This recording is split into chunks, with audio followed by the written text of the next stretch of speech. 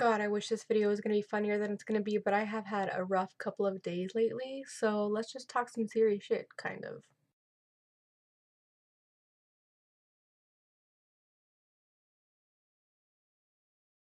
Hey Lindsay, it's April 18th, and actually the first thing I want to discuss isn't all that serious, but let's just get the elephant out of the room, shall we?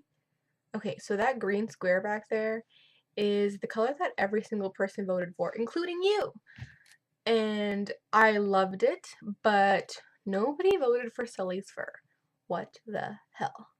I really love that green though, so I went out to go buy a sample just to make sure I was committing to the right thing, and it turns out I wasn't. That color is just like too green or too dark or too something I couldn't live with for the next year or so. I'm not really sure. So I picked out two more colors. These are the last two colors I'm going to pick, so I'm going to go get some samples tomorrow, see how they turn out. But these are the samples. One's like a lighter green, one is a blue. It's actually not as bright as it looks, and it's not as like beige as that looks. It's actually more of a green, but you know, camera magic. I'm gonna go pick up these samples tomorrow and hopefully try to get it painted by the end of the week, by the weekend, or just before the next video. That all really depends on if I can move this massive bed on my own or if I'm gonna have to call like that wizard bastard Harry Potter to help me move it because only magic can move it. What I did want to tell you this week is that I have been kind of like on this weird book buying binge lately. So I went to Barnes& and Noble and I bought two books. I bought these two and I started actually reading this one. I got 2 chapters in and then I was like, no, I'm going to read this book. So this book is called The Four Agreements. My sister actually told me about it a couple of weeks ago. She said it was really good, so I picked it up. And if read with like an open mind, it is kind of like a game changer. It definitely isn't for everybody. It might not be for you, but like I said, I've been like in a weird place lately. So for the place that I've been in, it was kind of perfect. It's basically a book that gives you these things to commit to and to live your life by. And when I read it, it all seemed so simple, but I realized that I was doing the exact opposite of what the book tells you that you're supposed to do. So, in brief, here are the four agreements. Number one, it's just be impeccable with your word. What that means is basically to be honest with yourself and to others, to mean what you say. Don't gossip because that just spreads poison to other people. And most importantly, don't talk negatively about yourself because then you start to believe it. Number two, and probably the one I related to the most, is don't take anything personally. Basically, what everybody says or does has nothing to do with you. It's just a reflection of themselves.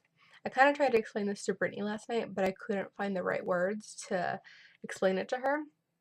But there is this talk of a mirror. Basically, we're all mirrors.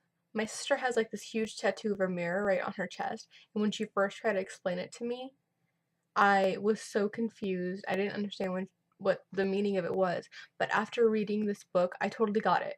Basically, your perception of me is a reflection of you, and my reaction to you is an awareness of me. For example, when you're mean to somebody, is it really because that person did anything to hurt you, or is it because of the shit that you're going through, and that person just happens to be the easiest or the closest target for you to take your shit out on? What this book argues is the latter. You treat people and you react to people a certain way because of you, not because of them. We're all each other's mirrors, basically. Number three, don't make assumptions. So often do we just assume things that we then accept as fact, but that just gets us lost in like the miscommunication of assumption. And finally, number four. Number four is to always do your best.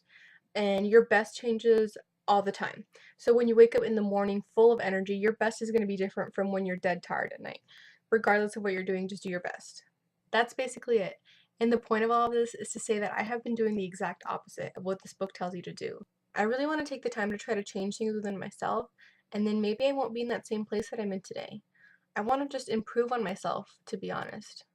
So when I went back to edit this video, I noticed that a little bit of the video was cut off, so I didn't get to discuss some of the things that I wanted to talk about, but there is always time for that later. But sorry the video was so choppy, it took me like forever to film it, and I'm just adding on to it now. But I will see you on Monday, Lindsay. Bye!